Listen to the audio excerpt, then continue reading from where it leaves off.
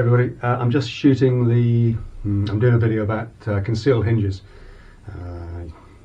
By the time you see this, it should have been out on Friday. And I just thought I'd put the little GoPro action camera alike up just to show you how I go about shooting the cutaways when I do videos like this. You cut away to a detail shot and that sort of thing. So I'm just doing that now. And I just thought I'd give you a little bit of behind the scenes on this. Yeah, that's what I'm going to do now. I've just done the cutaways for the hinge mounting plates. I'm going to do the ones for the actually drilling the hinge, the holes for the hinge cups, and then we'll press on with doing the talking to camera bits and the mounting the thing on the thing and all that sort of good stuff.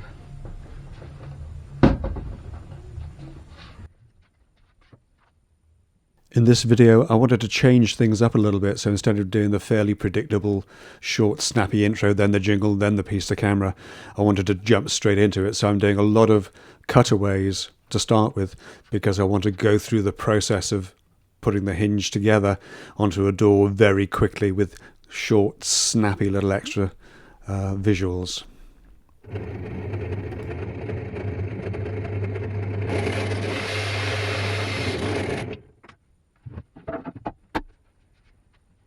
And because I want to revisit each of these cutaways later on in the main video, in the main story, I'm shooting a couple of variations so I can revisit it without reusing the same footage.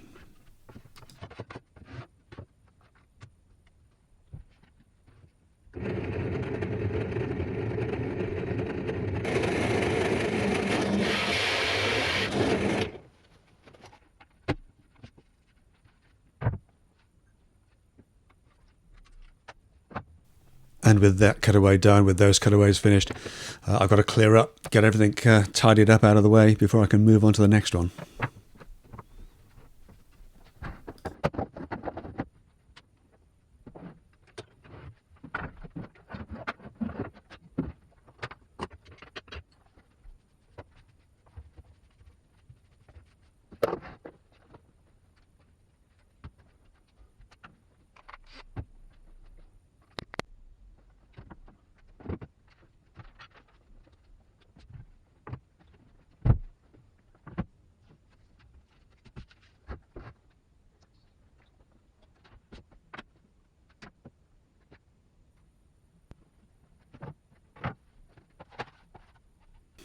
And next up we've got the drilling of the hinge fixing holes. Again, I'll try and do two variations of this so we can sort of make other use of it where possible. And I don't think I'm going to win any Videographer of the Year awards for that particular overhead shot.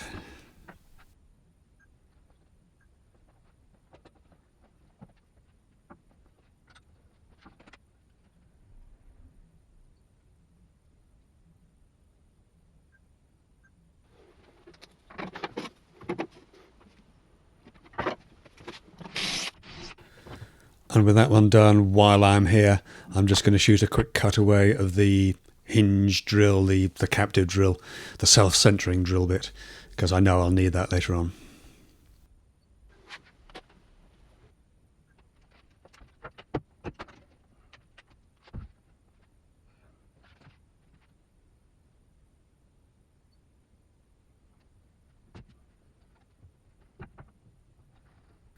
And next up we're mounting the hinges onto the door, just screwing them on, and I'm switching to my phone for this because it focuses really close to, much closer than any of the other cameras I have, so that tends to work extremely well. It'll also fit into quite tight spaces without the super wide effect of the little action camera.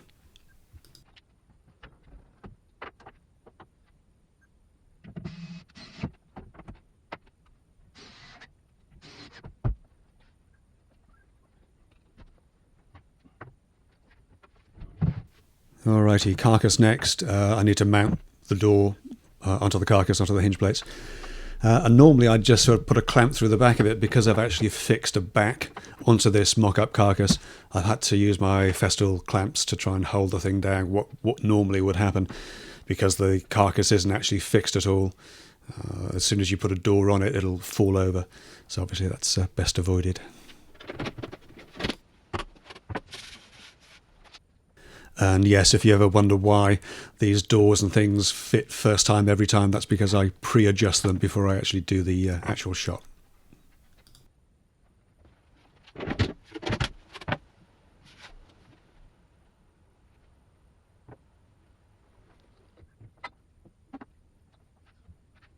And next up, we've got a quick shot which didn't actually make it into the final edit.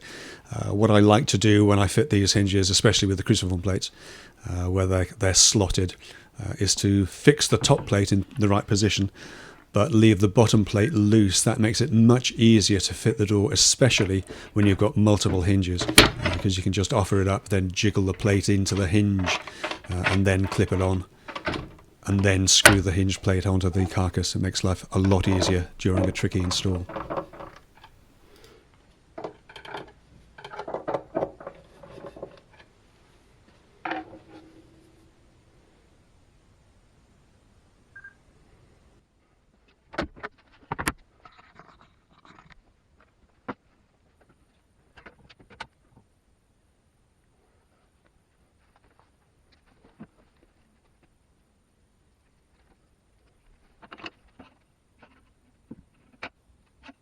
And now we're switching to the top hinge for the next cutaway, and I'm doing this with multiple cameras. I'm actually using my phone again right inside the cabinet, right inside the carcass, to get a really close-up detail shot of the actual clip where the hinge clips onto the mounting plate. So it gives us a really close shot. Unfortunately, because it's right in there, you can't really see what you're doing, and this was actually a little bit twisted. But I still used it a little bit later on. It works really well.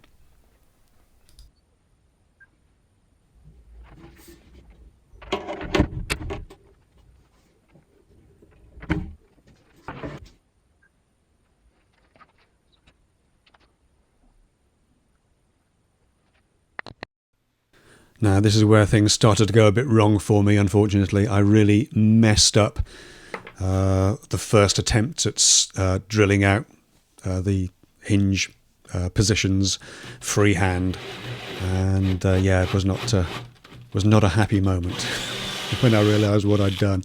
And just to compound things, I did the same thing again in the second hole.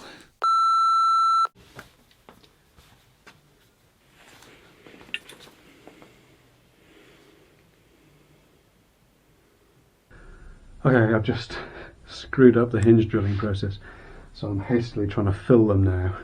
God, I haven't got another piece of MDF big enough to make a new door, so I'm going to fill these and put the hinges on the other side. What a cock up. It's 4 o'clock on Thursday, and this video's due out noon tomorrow, and I'm out all morning. This just turned into one of those days. God. So yes, I was as surprised as you were that I didn't have enough MDF to make a new door. It's just the way the offcuts work out. I've got loads of 22 but very little 18 in that sort of size, unfortunately. So it was a question of very carefully filling this and sanding it, priming it and painting it. We've got a little bit of a heat wave still in London at the moment, and it was very, very hot in the workshop, and I had a fan heater on the go to try and dry the paint as quickly as possible.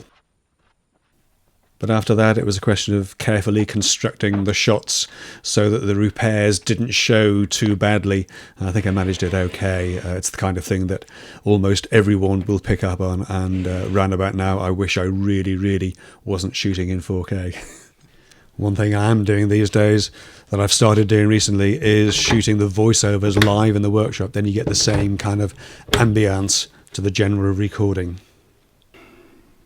So with the hinges fitted onto the hinge plates, all that's left now is to use the adjustment in the hinges just to settle that door nicely within the frame. And then I could move on to doing the talking headshots, the piece to camera. Now let's start by saying there are many, many different hinge manufacturers. Let's throw out a handful. Grass, Haefele, Hettich, Sugatsoni, and of course Blum. Blum, the ones that I use, not because they're best necessarily, but because they're fairly ubiquitous. I know that I can wander, certainly here in London, walk into any corner shop, hardware store, and there are plenty of those around still. Okay, 6:30, so a long old day. I think I've just about got it done. Got the thumbnail just shot, so now I'm going to spend tonight knocking this video into shape so I can get it out early in the morning. I never really like posting stuff on the day that it's due to go out, but might have to happen tomorrow. I don't know. See how I feel.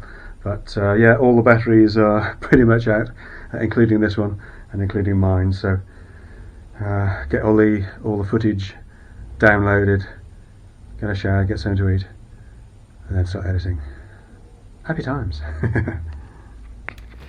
So that was pretty much it. I got home and started editing by about 7 o'clock. I spent the whole evening editing this because there was a lot of, because of the initial sort of minute or two, very quickly going through the process of the overlay hinge. There was a lot of editing to do on that, a lot of many little bits of footage to put everything together. So it took quite a while. I didn't finish until about just before midnight. I had the final sort of final edit done and rendered.